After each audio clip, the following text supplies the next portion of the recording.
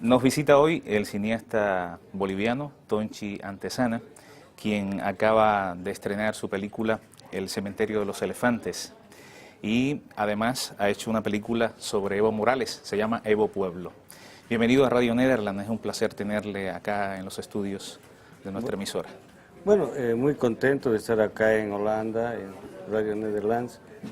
Y yo recuerdo esta radio ya desde muy niño, que la vez que había golpes de Estado en mi país o en otra América Latina, la primera radio que tenía las noticias, como llamamos nosotros allá, frescas, era Radio Nederlands.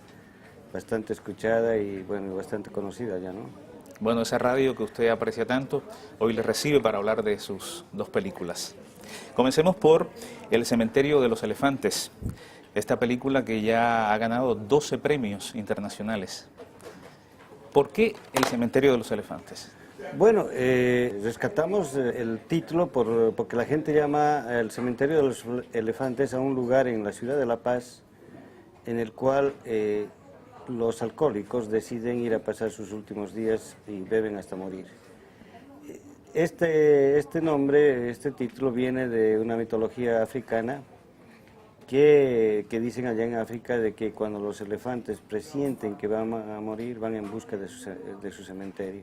Entonces hacen una analogía un poco los bolivianos entre la búsqueda de los elefantes, un lugar para morir, y la búsqueda de los alcohólicos para morir, y por eso lo llaman el cementerio de los elefantes. ¿Y ha funcionado la película en Bolivia? En Bolivia sí, ha estado, en una primera etapa estuvo 2 meses y después en un reprise estuvo en la ciudad de La Paz 1 año en cartelera. Ha sido la película que más tiempo ha estado en cartelera en la historia del cine boliviano, ¿no? De una película boliviana. Hacíamos referencia en los inicios de la entrevista al estreno fuera de lo que es Bolivia, sobre todo acá en Europa. ¿Dónde se ha presentado en los últimos meses? Bueno, ha habido 2 tipos de estrenos. Ha habido uno que es los estrenos o las presentaciones en festivales. Hemos estado en muchos festivales acá en Europa, pero digamos restringido simplemente al festival. En el caso de estas presentaciones que estoy haciendo y recorriendo por 5 países de Europa, se han exhibido en Suecia, en Gotemburgo y en Malmö, en Berlín, acá se va a exhibir en unas 3 ciudades, y la última parada que es, bueno, estuve en Barcelona, también exhibimos, y la última parada es Francia, París, y después vuelvo a Bolivia, ¿no? Vuelvo a Bolivia después de un mes de una maratónico viaje de exhibiciones, charlas, conferencias y todo eso. Además de la explicación que usted me daba sobre el nombre, el hecho de tratar el tema del alcoholismo, ¿es que el alcoholismo es un problema también en Bolivia? Yo creo que es un problema mundial, ¿no? O sea, leí alguna vez algún reportaje y algún estudio de la OMS y decían que el alcoholismo es mucho más fuerte el problema como enfermedad. La droga, que creo que no llegaban las drogas juntas a un 10 o 12% y los restantes eran el alcoholismo en el mundo. Es un problema bastante serio el alcoholismo en Bolivia, en el sentido de que nuestra cultura, o sea, la cultura boliviana, desde que uno nace hasta que uno se muere, brindan. O sea, naces y hay una fiesta y te mueres y también por el dolor la gente toma. Entonces hay una relación muy íntima con el alcohol. O sea, obviamente hay gente que se dedica a eso, que no es una gran cantidad tampoco, pero hay. Es un factor diría, muy importante en el sentido de que hay que tener cuidado de eso, ¿no? O sea, el alcoholismo es un tema que hay que tomarlo con mucho cuidado. Es evidente que el tema de la muerte está presente en la película. Sí, o sea... No vamos a decir nada, pero... No vamos a contar la película. Vamos a contar la película. Sí, es presente porque en realidad es un individuo que va a pasar sus últimos 7 días en un cuarto encerrado y bebe hasta morir. Pero en esos 7 días él va recordando su infancia y su tenebrosa juventud, y que nos lleva a un submundo paceño de la ciudad de La Paz y el Alto, a un submundo que muchos bolivianos ignoran también. O sea, la mayoría inclusive de La Paz, de la ciudad de La Paz, no conocen ese mundo. en la suite presidencial, según dice acá en la sinopsis. Bueno, es su refugio. Lo que pasa es que yo quería ponerle un nombre al cuarto, y me pareció atractivo ponerle un nombre, digamos, suite presidencial, que no tiene nada que ver con la suite presidencial. Es un cuarto inmundo, de lo peor, pero que generalmente los alcohólicos siempre usan ese vocabulario como para describir algo. Por ejemplo, ponte tu mejor chaqueta, una de marca, y es lo peor lo que se van a poner. Entonces, más o menos esa era la idea de ponerle la suite presidencial. De todas formas, hay muchas historias sobre el alcoholismo en Bolivia y que tienen que ver o están relacionados con muertes trágicas a la hora de construir edificios, leyendas. ¿Son leyendas? Son leyendas urbanas, o sea, tanto, digamos, el cementerio de los elefantes, o sea, el lugar donde van a morir, son leyendas urbanas. Posiblemente han ocurrido o no, pero varios autores bolivianos han escrito sobre este tema, y en el caso de los entierros a seres prácticamente vivos, bajo los cimientos de los edificios, también es una leyenda urbana. O sea, nadie a mí me ha dado con certeza y me ha dicho aquí hay uno, y no, es una leyenda urbana que posiblemente a alguien se le ocurrió y eso se ha vuelto una leyenda de la ciudad, pero puede ser como no puede ser, ¿no? Estoy conversando con el cineasta boliviano Tonchi Antesana, que está presentando su película El cementerio de los elefantes. La crítica. ¿Qué dice la crítica internacional sobre su película? Hasta ahora, digamos, ¿cuáles son los aspectos que se manejan en esos comentarios? Bueno, creo que la crítica en general ha sido positiva. Es dura la película, es muy dura la película. No hay violencia física, sino es una violencia dramática, psicológica. Y lo interesante es que ha gustado en diferentes países. Hemos estado en Brasil, en Estados Unidos, en Italia, en todas partes. Y han ponderado sobre todo el trabajo de los actores. Son actores no profesionales, excepto el protagónico, que es profesional, pero los demás son actores de la calle, que hacen teatro en la calle. Entonces nunca habían hecho una película, no tienen, digamos, estudios de universitarios, nada, son actores empíricos, y que se les dio la oportunidad de trabajar por primera vez en una película y lo han hecho muy bien. Entonces la crítica ha sido muy positiva en ese aspecto, y tanto así que el actor protagónico ha ganado 3 premios internacionales en actuación como mejor actor en Italia, en Estados Unidos y en Colombia, y eso lo convierte a él en el actor boliviano más premiado en el exterior de la historia del cine nacional por ahora. El segundo actor de reparto, Fernando Peredo, él nunca hizo una película, ganó un premio como mejor actor de reparto en Brasil. Entonces, ha ayudado muchísimo la actuación y el trabajo de los actores para que la película tenga una buena recepción de parte de los críticos también. Estamos en presencia de una película que se ha realizado con un presupuesto mínimo y que es un ejemplo a seguir por muchos realizadores en América Latina, sobre todo, que muchas veces dicen que es imposible hacer el cine sin un presupuesto, digamos, grande, o un presupuesto que se respete. Su película dice lo contrario. Bueno, siempre es mejor trabajar con bastante dinero o con un buen presupuesto, pero en el caso de Bolivia nosotros no tenemos ningún tipo de apoyo del Estado boliviano hacia los cineastas, no hay un fondo, entonces sería imposible hacer cine.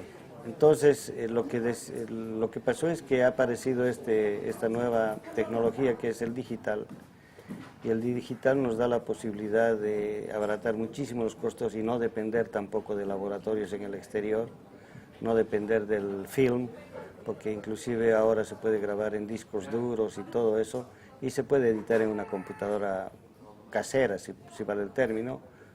Entonces, eso ha abaratado hartísimo los costos, y eso ha hecho de que mucha gente que quería hacer una película, y que soñaba hacer una película, y que hace 10 años no podía porque le decían que en celuloide costaba 200.000 o 300.000 dólares, hoy se puede hacer películas de buena calidad con poco presupuesto, como esta película que ha costado 40.000 dólares y la hemos hecho en 14 días, la película. O sea, también hay que hacerla un poco rápido por la cuestión de los costos, personal, técnicos, comida, transporte, etcétera. Entonces hay que hacerla lo más rápido posible, pero bien realizado.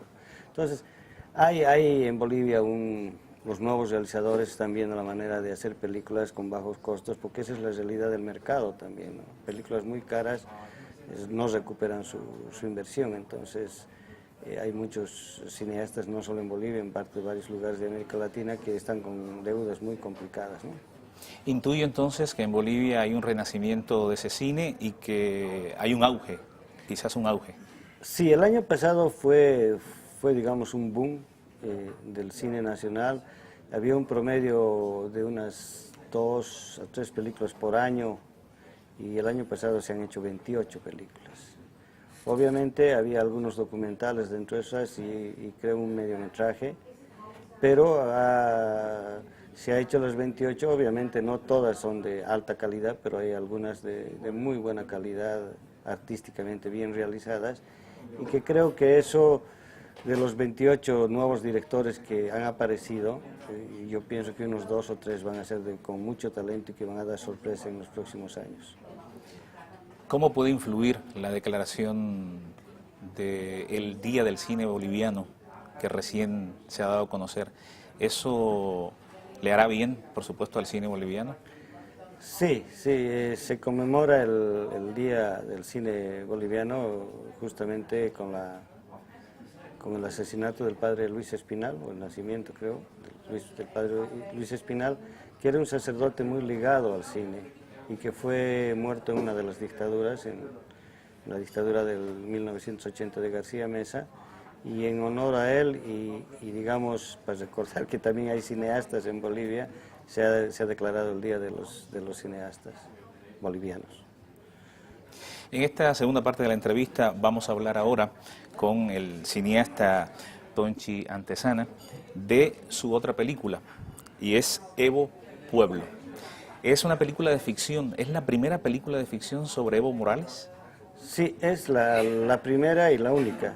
Se han hecho varias películas sobre él, pero de corte documental, o sea, hay una que se llama Cocalero, que es el seguimiento de su carrera electoral, antes de ser presidente, y esta se convierte en digamos, en la primera y única película que se ha hecho sobre su vida hasta antes que tome el gobierno, ¿no? Entonces, en esta película se cuenta más o menos cómo fue su niñez, su juventud y su formación política hasta llegar a ser presidente. De ahí adelante ya no tocamos. ¿Y esta película se ha hecho con el consentimiento de Evo? Bueno, al principio no. Lo que pasa es que en Bolivia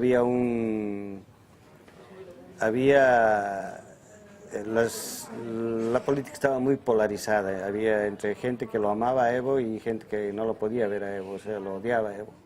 Entonces nosotros aparecimos en esa época con la película y obviamente habían dos visiones de la película también, pese a que no es una película política, porque no pretende mostrar nada, digamos, que lo vuelva un héroe, un Superman a Evo, ni tampoco un tipo de lo peor, pero las dos facciones querían eso, unos querían que sea el villano y otros querían que sea el héroe. Entonces tuvimos esos problemas, pero felizmente la percepción de la mayoría de la gente fue que la película era una película que se veía simplemente una historia de una persona que de un lugar inhóspito en el altiplano boliviano llegó a ser el primer presidente indígena de Bolivia.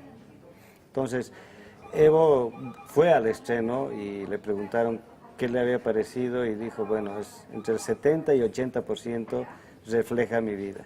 Y eso ya para mí fue un halago porque yo había hecho el guión y había puesto mucha ficción también en algunos pasajes porque eran lagunas en su biografía que yo encontré, que busqué y charlé con personas, ¿no? Buscar un actor que pueda interpretar a Evo, que se parezca a Evo, ¿fue difícil? esa búsqueda? En realidad nosotros estuvimos buscando, pero fue un canal de televisión en Bolivia que hizo una especie de reality show para buscar a Evo, que no tenía nada que ver con nosotros, y un día me llamaron y me dicen, te estamos enviando 2 personas que tal vez tú las puedes tomar en cuenta. Entonces, uno de ellos, Valerio Queso, que fue el que interpretó posteriormente el papel, apareció en la oficina en Cochabamba y bueno, era idéntico al Evo, pero no era actor, él era un artesano, él es un artesano, hace trabajos en cuero, y había que prepararlo y por lo menos, digamos, nos dé la posibilidad de que la actuación sea un poquito mejor que regular, y creo que eso lo logró y bueno, y la gente se quedó pasmada al ver lo que era idéntico, ¿no? O sea, alguna gente que no conoce bien a Evo pensaba que Evo había actuado. Me habla de la repercusión en Bolivia, pero fuera de Bolivia, esta película, Evo Pueblo. Mira, he estado en muy pocos festivales porque nosotros no enviamos, porque esta película de Evo fue hecha antes del cementerio, teníamos muy poca práctica de mandar a festivales, pero a los pocos que ha ido ha sido seleccionada y ha ganado unos 2 premios esta película. Ha tenido bastante aceptación en otros lugares. Y lo increíble ha sido que, bueno, que increíble, pero también bastante complejo para nosotros solucionar el problema económico, fue que nos piratearon la película a los 4 días del estreno. Apareció un DVD, lo que nosotros llamamos trucho, es un DVD ilegal, en el mercado boliviano, y se vendieron como 200.000 copias solamente en Bolivia. Y de ahí me llamó un amigo del Canadá y me dice, te cuento que he visto tu película, está aquí en Montreal.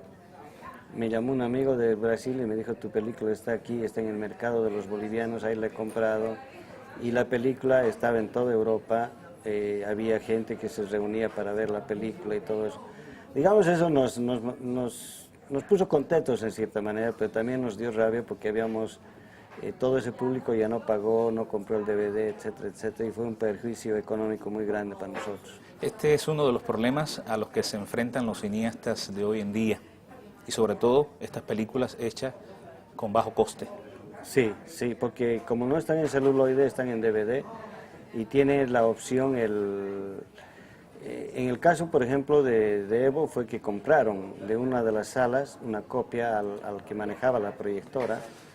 Le pagaron una buena cantidad de dinero y el tipo sacó las copias que pudo. Obviamente debe ganar mucho dinero él, pero nos perjudicó bastante. Entonces, corremos también ese riesgo. Ahora estamos viendo de implementar seguridad para nuestras próximas películas para no tener este problema. ¿Y cómo se puede ver eso desde el punto de vista legal? Digamos que en Bolivia la ley les garantiza a ustedes esos derechos de autor. Sí. Paradójicamente hay una ley de derechos de autor, pero no hay sanciones, o sea, no hay un reglamento que pueda sancionar a quienes, digamos, rompen estas normas y esta ley. Las alcaldías de los municipios de las ciudades han llegado a un trato con los vendedores de videos y DVDs no legales y les han dicho, bueno, vendan cualquier producción pero menos la boliviana. Entonces han llegado a ese acuerdo. Pero obviamente es un caos porque son miles de vendedores, hay algunos que venden y otros que no venden, entonces es muy complicado, venden por abajo, ocultan y después le muestran a uno si va pidiendo algún título en especial de película boliviana, aparecen las películas. Entonces es bastante complicado, nosotros queremos una ley dura. Ha hecho hace poco el presidente Morales una ley contra el contrabando durísima, y quisiéramos una ley así fuerte para preservar no solo videos, sino películas, música y libros, que también ese es otro gran problema de producción boliviana. Tonchi Antesana, le agradecemos su presencia aquí en Radio Nederland, la emisora internacional de Holanda. Esta es su casa, es la radio que usted escuchaba cuando joven. Y para nosotros ha sido un placer tenerle hoy como invitado, como cineasta, en nuestros estudios. Bueno, yo estoy muy agradecido a ustedes y bueno, y sigan adelante. Es una radio que tiene una repercusión en América Latina bastante importante y podamos algún día volver a encontrarnos. mucha suerte y éxitos en sus nuevos proyectos y películas. Gracias. Que tenía las noticias, como llamamos nosotros allá, frescas, era Radio Nederlands, bastante escuchada y bueno, bastante conocida ya, ¿no? Bueno, esa radio que usted aprecia tanto, hoy le recibe para hablar de sus dos películas. Comencemos por El cementerio de los elefantes, esta película que ya ha ganado 12 premios internacionales. ¿Por qué El cementerio de los elefantes? Bueno, rescatamos el título porque la gente llama el cementerio de los elefantes a un lugar en la ciudad de La Paz en el cual los alcohólicos deciden ir a pasar sus últimos días y beben hasta morir. Este nombre, este título viene de una mitología africana que dicen allá en África de que cuando los elefantes presienten que van a morir, van en busca de su cementerio. Entonces hacen una analogía un poco los bolivianos entre la búsqueda de los elefantes, un lugar para morir, y la búsqueda de los alcohólicos para morir, y por eso lo llaman el cementerio de los elefantes. ¿Y ha funcionado la película en Bolivia?